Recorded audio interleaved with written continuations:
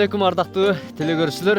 Мына биз алыскы Жалал Абад областынын Сузак районуна караштуу Курманбек айыл аймагынын Калмак Кырчын айылына келип турган кезибиз. Азыр мени бул жакта Кеңеш аба күтүп алды. Бул Калмак Кырчын айылынын тарых таржымалын айтып бергенге аба азыр даяр. Даярсызбы аба?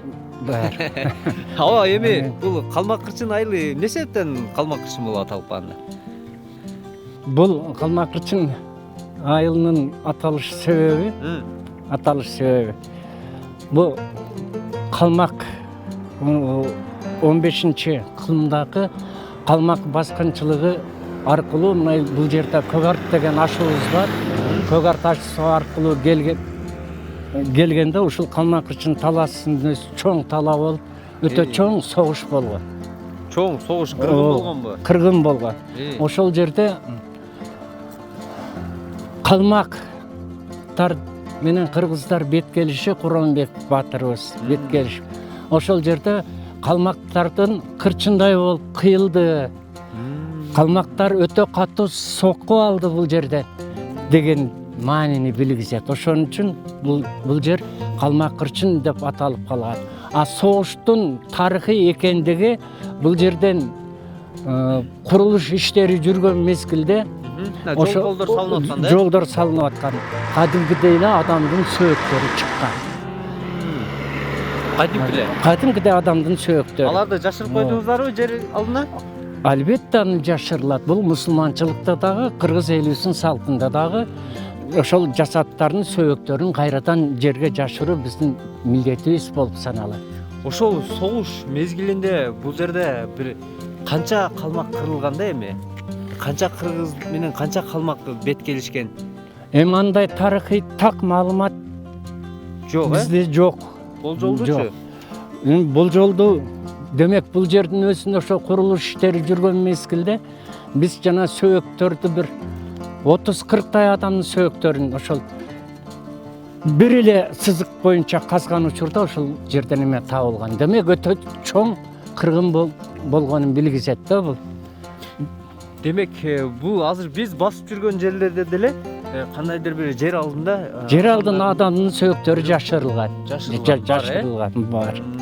Мынакей ар бир айылдын ушундай аталышында өзүнчө бир чоң маани, тарых таржымалып жатат.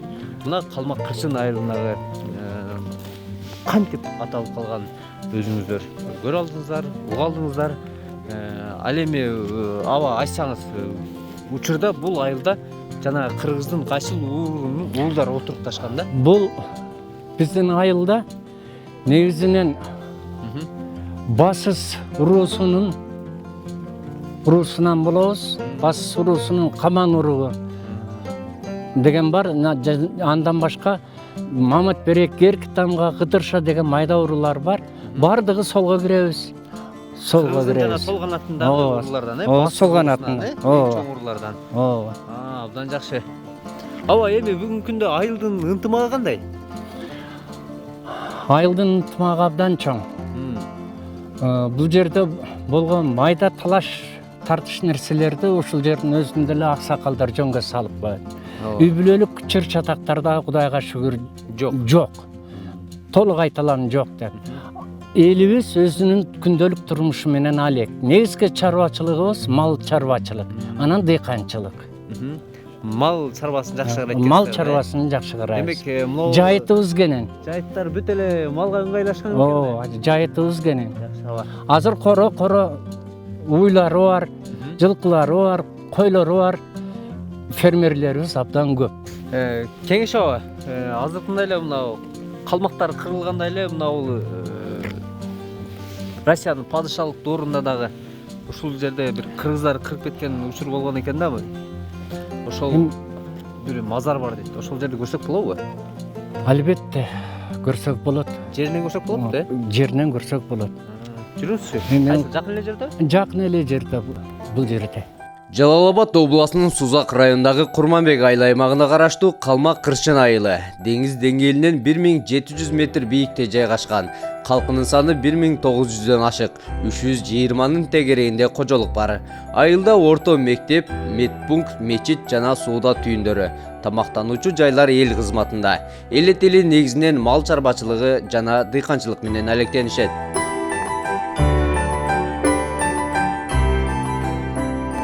Президентибиздин ушу аймактарды өнүгүтүү санариптештирүү жылында биздин ушу Калмак Кырчын айылыбызда ТИК уюмунун тарабынан $62,000 үй бүлөк дарыгерлер коому дарыгерлер тобу ФАП курулуп, бүгүнкү күндө мына ишке берилүүнүн алдында турат. Ал эми бир соода саттык магазиндар курулду, элдер чөтүргөн байна курулду. Ушул жылдан жылга секин ушу айылыбызда дагы жакшы алгалтуу иштер болуп атат. Курманбек айыл өкмөтү боюнча бүт мектептерибизге тандап чыкты, интернеттер тартылды. Азыркы бүгүнкү күндө интернеттер иштеп жатат. Эми 2020-жылга ушу Калмак Кырчын айылына ушул өзүбүздүн ушул жердеги жашоочулар спорт комплекс куруп беребиз деп атат. Кудай буйруса, эми жылга быйылкы жылы мына документтерибиз Кудай калса азыр бүтүүнүн алдында турат. Эми ушул общий спорт комплекс, ушу балдар үчүн ойной турган спорт комплекс.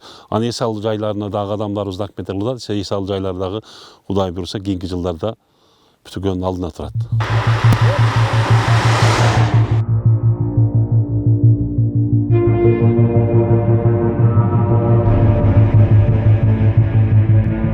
Калмак Кырчын айылы көмүскөдө калган тарыхый айылдардын бири катары эсептесек болот. Анткени бул аймакта тарыхтын болуп өткөн оорчундуу жана урунтуу учурлардын баарын баштан кечиришкен. Мазардын пайда болушуна 16-жылкы улуттук боштондук кыймылына катышы бар делинип, орус жазалоочу отряды мына бул ири суу аркылуу Куршапта түзүлгөн жазалоочу отряд ири суу аркылуу ашып келип, ушу Медердин коргонуна 17 адамды атып кеткен. Атканда дагы өтө аяусыз, мыкачылык түрдө атышкан. Ошол эскадронду атып бүткөндөн кийин эскадрон аттанып кетет. Аттанып кеткенде бир жарадар болгон адамы добуш чыгара бергенде акыркы солдат мына ошо ири судагы казак орустардын кыргыз тилине түшүнгөн казак орустар экен. Ошол үзөңгө пут коёр мезгилде ал киши сүйлөп жиберип, ал киши ошону атат. Атканда ошол 1 километр чамаласына, 1 чакырым чамаласына кетип калган эскадронду командир кайра артка деп келип, контрольный выстрел кылып, кайрадан атышып, анысы аз келгенсип, ошол ыштык менен сайып кеткен экен. Ар бирин ыштык менен сайып, жүрөккө сайып кетишкен. Өлтүрүлгөн экен да. 17 адамды ушул жерге койгон. Эми 16-жылы эле пайда болгон бул көрүстө. Мына аяк биягы 103 жыл болду. Ушул жерге? Ушул жерге коюлган. Эми бул жерде ошол адамдар кимдер болгон, аты жөндөрү такталганбы эми 17 адамдын? 17 адамдардын ошол айыл башчысынын уругу катарында мен сүйлөп жатам. Медер чоң атабыз. Ошол Медер чоң атабызга жакын болгон туугандары, жигиттери, бул Калмак Кырчын, бул жагы Көк Арт, Канжага деген айылдарыбыз бар. Кызыл Суу деген айылдарыбыз бар. Ошолордон тың чыкмалардын бардыгын чакырткан алдоо жолу менен. Алдоо жолу менен чакыртып келип туруп, анан бул жерде ошондой атып кыйраткан. Аз бүгүнкү күндө бул жерди мындай тарых барактарына киргизилгенби бул эми мектептерге же? Тарых барактарына тилекке каршы 2016 жылы 100 жылдык өтпөдү. Ата бейитке атайын комплекс курулуп эстелик тургузулду. А бул жерге мындай эстелик тургузулган жок. Ошол эстелик азыр ушу мына бул теректер. Анан ушул жердеги жасааттар. Биздин милдет кийинки муундар ошо жерлердин тарыхын билип, андан кийинки урпактарга жеткириш биздин милдет, бизден кийинки урпактардын милдети. Туура айтасыз. Чоң рахмат сизге.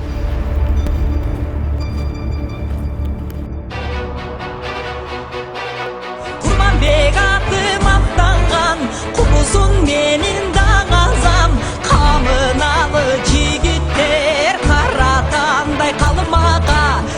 Азыр биз Курманбек баатырдын күмбөзүнө келип турган кезибиз. Бул күмбөз кантип салынып калган, кайсы жылы ачылган, негизи эле Курманбек баатыр кантип баатыр болгон, сиздер менен биргеликте таанышалы. Аба ичине кирип көрөлү. Көрөлүк, ичине кирип тарыхын айтып берейин.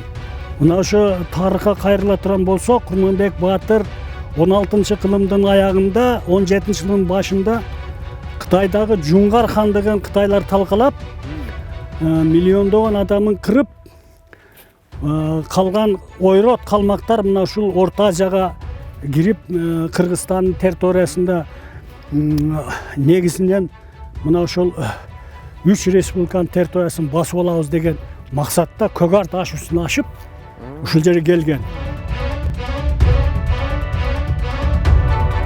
Курманбек, Орто Азия, Моңгол хандыгы, Казак Ногой элдеринин тарыхында калмак доору аталып, 16-18 кылымдардын аралыгында тарыхый окуяга Курманбек, Аккан сыяктуу тарыхый инсандар реалдуу өмүр кечиришкен. Чыгыш Туркистан, Кашкар, Жаркет, Каржар, Кабул, Ауганстан, Анжиян, Кокон, Аксы, Алай, Жазы аймактары Курманбектин тарыхый адам экендигин, жашаган мезгилин, отурукташкан ордун, кошуна хандыктар менен түзгөн дипломатиялык байланышын, калмак төбөлдөр менен болгон согуштарды тарыхый фактылар менен аныктайт. Бул жер күмбөздө эми. Бул жер күмбөзү, ушул жерден жасаты, сөөгү бар. Бул күмбөз 1995-жылы август айына курулган. Ага чейин бул жерде бир күмбөздүн ордунда бир чоң дөбө болду. Бул дөбөдөн салын электе. Ошол эми эгемендүүлүк болгондон кийин ушуга күмбөз салабыз да, ошо 95-жылы салынган күмбөз. Ага чейин бир дөбө болуп, ичинен пышык-кыштар чыгат болчу. Ошондо элдер айтат эле, ушу Курманбектин күмбөзү деп. Түшүп көрсөк болобу? Түшүп көрсөк болот. Ошол жерге түшүп көргүлөр. Assalamu alaikum.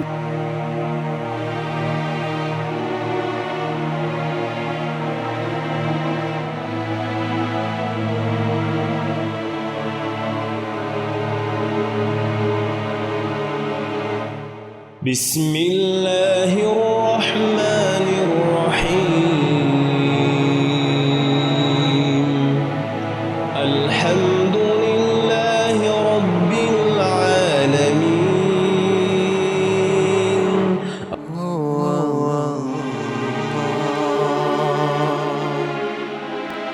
Сөөктүн ошол сөök боюнча размери 1 метр 90 сантиметр болгон. Археологтор өлчөгөн. Ал эми бул эт бүтсө, бул 2 метр 15 сантиметрлик өтө чоң адам болгон. Курманбектин эмеси боюнча, эпосу боюнча, найза сайгандан кийин ушул жерде кансырап жатканда Кашкардан келген досу Аккан учурап калат. Ушул жерге келип, Курманбекти таап, күмбөз орнотуп, Аккан досу. Пышык-кыштан күмбөз салдырган, андан бери эми 3-4 кылым өтүп кетти. Буну казалап атканда кандайдыр бир учурлар болгонбу, кандайдыр бир? Мындай болгон. Биринчи казганда муну ошо дөбөнү экскаватор менен казып, анан бул жерде 4кө 6 кандайдыр кум чыккан, 4 түштү. Ошо кумга келгенде токтоткула экскаватор эмес, күрөк менен секин каскыла деген. Мына аксакал күбө болуп турат. Менен бар болчумун, ошо секин казып, археологдордун шыпыргысы болот өзүнүн. Ошолор менен шыпырганда сөök чыкты. Бул жерде 3 адамдын сөөгү чыккан. Бири өтө чоң сөök. Анан бири сал кичирээк. Анан бир жаш баланын сөөгү чыккан. Үчөө. Ошондо айтышат, ошол кандайдыр бир ошол Курманбектин баласы эмес, бул ошол немени коштоп жүргөн адамдардын, жоокерлердин сөөгү болгон да. Ошол жерге жууп Аккан досу Кашкардан келейти көрүп, ошол маалда ошол жерде Курманбек жарадар болуп жаткан болот. Дөлөнхан аны өлдү деп калмактар менен кетип калат.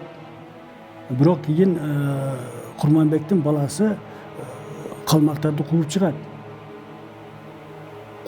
Калмак, ойрот калмактар менен кыргыздар 100 жыл согушкан. Мына ушу Кыргызстанды. Буларды акыры Россияга кеткенин ошондо Иван Грозный деген падышасы азыркы Калмыцкий Астер Элиста деген борбор шаарды берип ошол жерге эл кылып алат.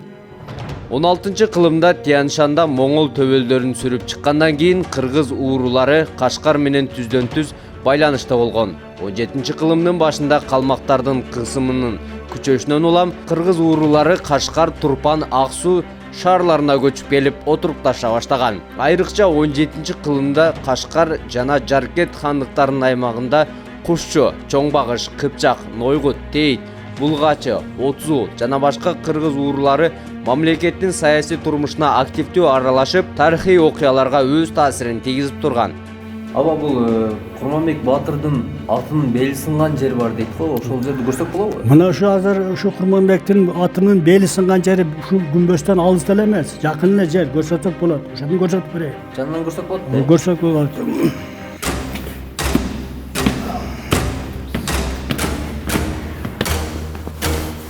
Сіздерге біраз түшүнүксүзүрөөк болуп калды окшойт. Бул жерде жасат коюлган жер мынатип күмбөз сыяктуу болуп, узундугу 3 метрдей. Бул жерде Курманбек Батырдын сөөгү менен дагы кошо 2 сөөгү коюлган, жалпысынан 3 жасат бар деп айтылууда. 2 жасат кимдиктен азыркыга чейин аныкталган эмес. Негизинен Курманбек Батырдын жасаты бул жерде бар. Бул жер өзүңүздөр көрүп тургандай эле балкон сыяктуу 1995-жылы ачылган деп айтылып атат. Моундай бул тепкич менен түшөсүң. Мына ушундай жасалган.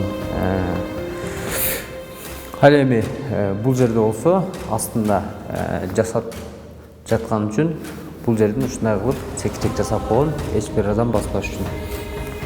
Мынакей ушундай дизайнер жасалган. Мына бул күмбөз турган жердин аянты 1 гектар, көрүп атасыздар. 6-га 6 болуп, бийиктиги 7 метрден көбүрөөк бийикте ушундай кооз кыштар менен кыналып жасалган. Курманбек деп аты дагы кыш менен аябай сонун жазылган.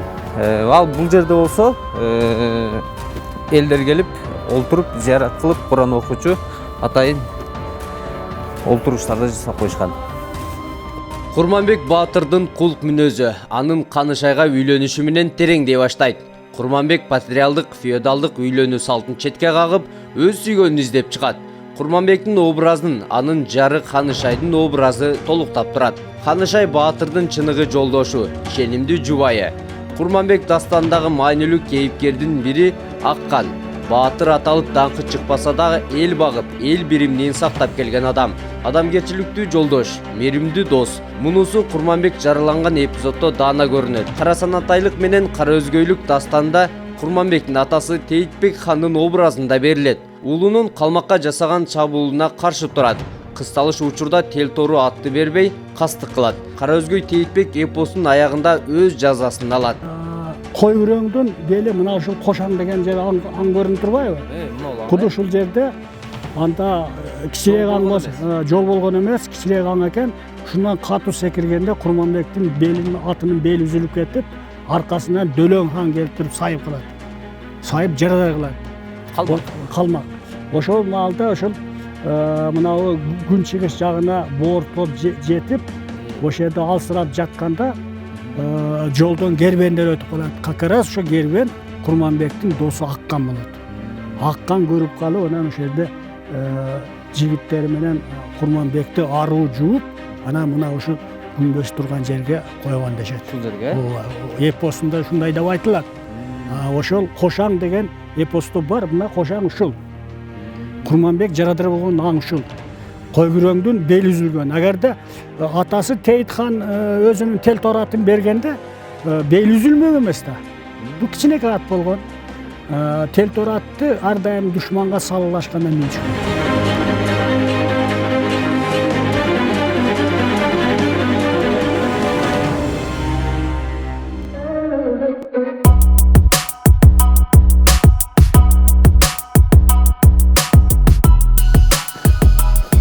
Ого, алкышыңдар учуп кетип атпы? Аз бул жакта бир болсо уста ага же уста аба иш кылып атат. Үнү кылып атат. Азыр барып жеринен көрөбүз. Сиздер менен биргеликте сөзсүз түрдө.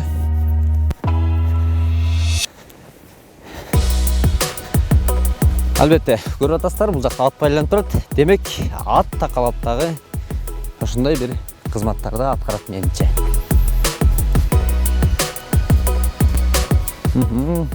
Bakıp atırdı ekan. Assalamu alaikum. Кадайсыздар, жакшысыздарбы? Ого, assalamu alaikum. Assalamu alaikum. О, яспаба. Мына уста ага десем, бул жакта уста аба экен. Ага, бул устачылык менен алектенип атасызбы? Азыр эмне согуп атасыз? Ат така, э? Ого. Кармашайын баба. Sen hemen almayısın bu. О. О, мынаке. Айыл жеринде кышкысы мынтип ысык оттун астында ушинтип така согуп, таканын мыгын согуп, деги эле темир ийлегенин өзү бир кызык да. Көрүп атасыздар. Абанын азыр жашын сурап көрөбүз, канча жашта болду экен. Kандай bakarım. Жакшы аба, өзүңүз кандайсыз? Jakşı mı? Жакшы да. Сонун. Genç oğlum. Жакшы. Bana bakıra da gel. Жакшы аба. Bazda çoğayıp. Чоңоюп атат аба. Ha, çoğayıp var. Şunları. Аба, El- канча жаштасыз? Ne? Канча жашка чыгып калдыңыз? 80 bolup katam mı? Ого. Билекте күч дагы деле кайта элек. Emi kaçmasın diye atamız ya. 90'a çayın. Ya. Жакшы аба.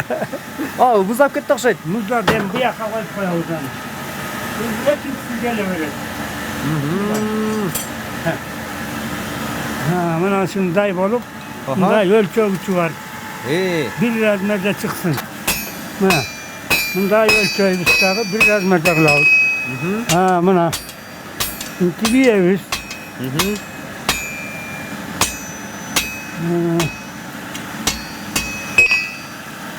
Bu otuğa salsam temir hamur bolat. Kamurday. Bu neme Davut Peygamber şunday kılmış degen de. Bunu şunda Davut Peygamber kolum bilen karmamış degen. Oşonu giyin büro görüp iyi dep koyğum da oşonday mınday bir adımday hiç kaçmayan istep kalgan. Jeri var da şunday degen jeri. Ушундай жери бар, э? Демек, бирөө ий дебегенде, демек азыркы биздин урпактарыбыз темирди кол менен эле Kolum илечкендер, э? bilen iyip koymak da. Ошо уламыш боюнча кенен эле маалыматыңыз барбы аба? Hem oşonday degen jerleri var da.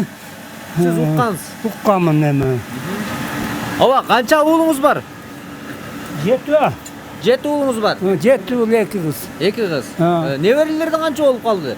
Nevre. Çevre dagы болуш керек. Nevre çevre ol 30'tay olup kalsa. Ya 30'tan aşıp kaldı. 30. Ya men hesaptap kum nevren menen var. Өмүр эмесине бар. Аба, эми бул жерде устачылыктын кайсы түрлөрү менен иштейсиз? Бир эле така сокпой, башка жумуштар да болсо керек. Başkadagı ana mına eldin gereklisin bunun kılıp berdesi şonu kılıp beremiz.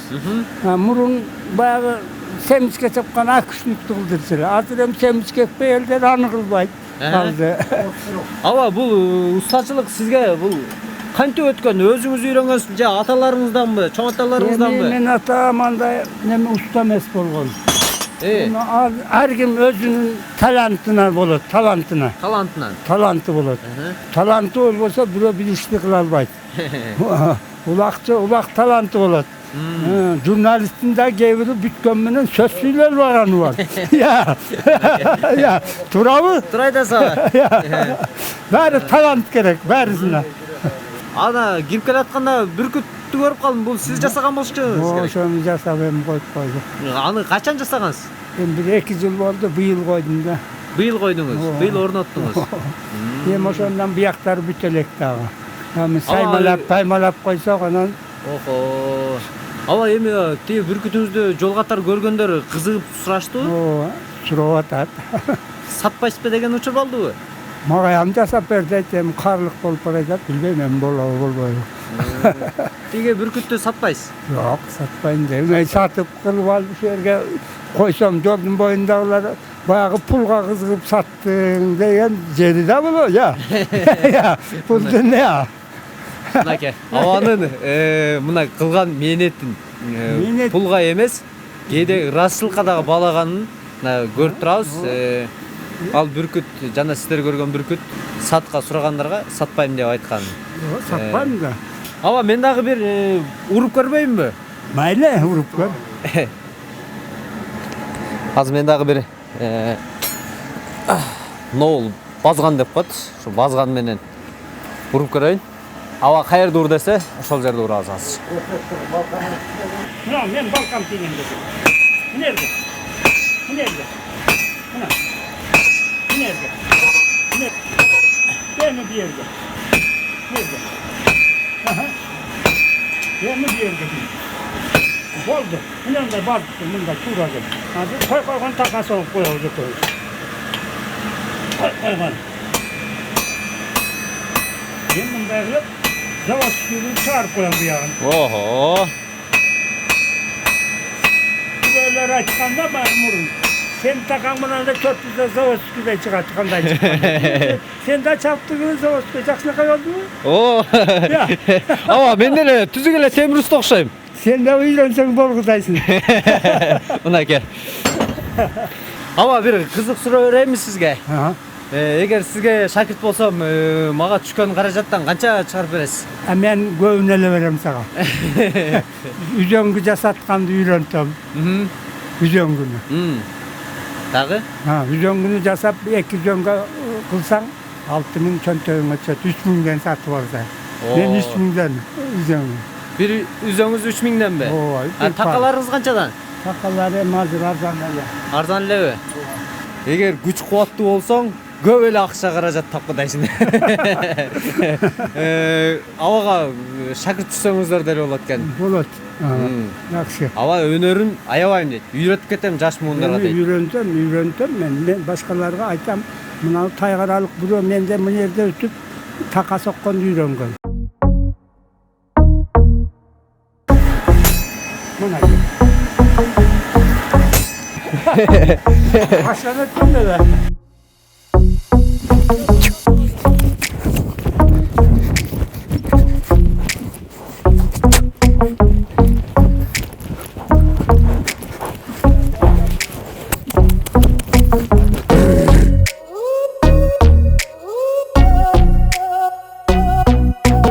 Негизле мал чарбак экен да, Ооба бизде эле жеринде ушу мал, жылкы, ушу мал чарбасы менен алектенебиз. Канча жылкыңыз бар? Жылкыдан бир 20 баш бар азыр. Анан Малданчы? малдан 5 саан ой бар. Азыр чөл башталып калды, Кудай кааласа ушу башы тууп атат. Малдарды төлдөп атабыз азыр, Ооба мал уйлап төлдөп баштады да. Бул тойту кандай кыласыз эми? Тойтты бизде основной жерибиз кайрак болгондон кийин ылдый жактан сууга жерден бедилерди сатып келебиз. Бизде ушу кайрак чөп жакта чөп жайыттар бар, ошол жактан чөп оруп Өзүңүздөр орбосуз. ооба камдап алабыз. Бул прести сатып алгансызбы? Ооба бул пресс сатып алганбыз. Канчадан сатып алгансыз? Ушу ордунда 80 сомдон, алып келип жийиш менен 100 сом, 110 сомдон айланат да бизге ар бир прессчи. Азыр эми тойтуп берип аткан учур экен азыр эми. Ооба азыр Сала бериңиз анда.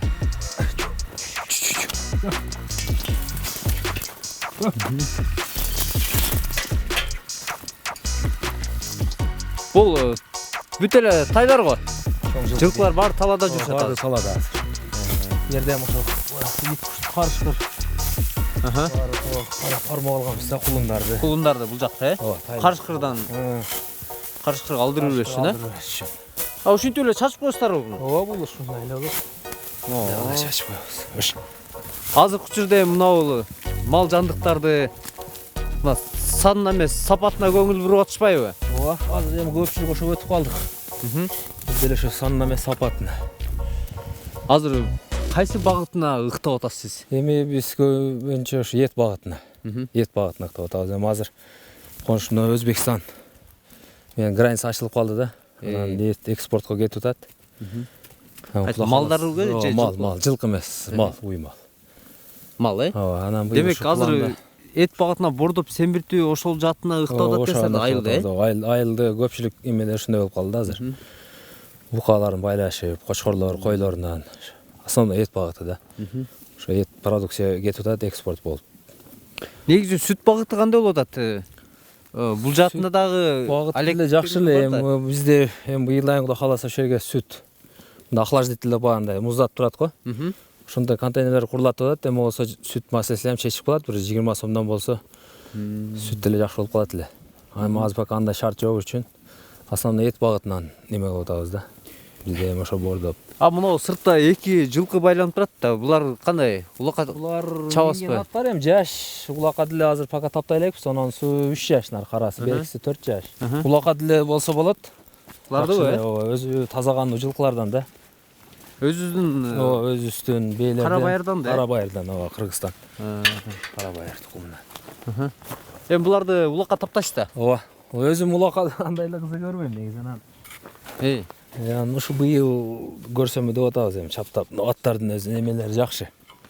Келечеги бар эмелер да. Келечеги барлар, Келечеги барлар, ооба. Сыны бар, Сыны бар. Жакшы. Ошондой. Эми жайыт маселеси кандай? Жайыт маселеси бизде жакшы эле. Азыр жакшы. Жайыт маселеси эле чечилип калган, баардыгы жакшы. Ушу жайында жайлоого алып чыгып кетебиз. Күзгүсү ушул нелерде эле бош жүрө берет. Бизде жайыт проблема жок, жайыт жакшы, баардыгы жакшы. Баарында эле, кенен эле жүрө берет, ооба. Алыска жайлоолорго барыш деген маселе жокпу? Жок, маселе жок азыр пока. Малдын саны бизде шаканыраак да эми фермачы, азыр кичирээк. А так болот эми мындай көбүрөөк мал болсо ошо алыскы жайлоолорго барышкачы. Эми бизде андай шарт жок үчүн азыр пока ошол жерде эле жакын эле мындай ошо айылдын үстү жагына эле отурабыз. Азыр сизде мал жылкы экен да? Мал жылкы, ооба. Кой жааты кандай болуп атат? Жааты кой деле жакшы эле. Кой деле эмне жерде азыр көбөйткөндөр көбүнө Гисар породасына көп азыктап атат да. Гисар, Тажикстан Гисар районунан алып келген койлор. Ошого суроо талап көбүрөөк азыр. Ошого, Ошондой. Эми биз деле кылсак болот, эми азыр пока шарт жок. Анан карай турган адамдар болуп калса эми кылабыз, Кудай кааласа. Жакшы. Эмнеде ишиңизге ийгилик каалайбыз. Рахмат. Мал чарбачылыкты өнүктүрүп өстүрө бериңиздер.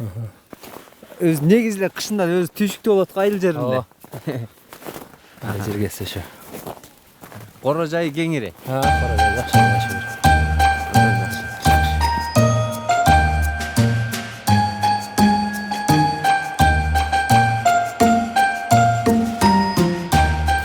Тарыхка бай Калмак Кырчын айылына болгон сапарым карын десем болот. Өзүңүздөр көрдүңүздөр, бул айыл канчалык тарыхка бай экен. Албетте программанын соңунда кирип келе жаткан жаңы 2020-жылыңыздар менен куттуктайм. Ар бириңиздин үйүңүздөрдө токчулук, молчулук болсун. Жаңы жылыңыздар менен. Сиздер менен мен Казыбек Мамасатов болдум. Кийинки эфирден көрүшкөнчө, жаңы жылда көрүшкөнчө аман болуңуздар.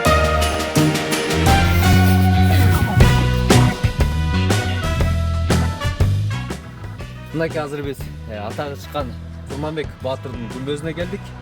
Азыр сиздер менен биргеликте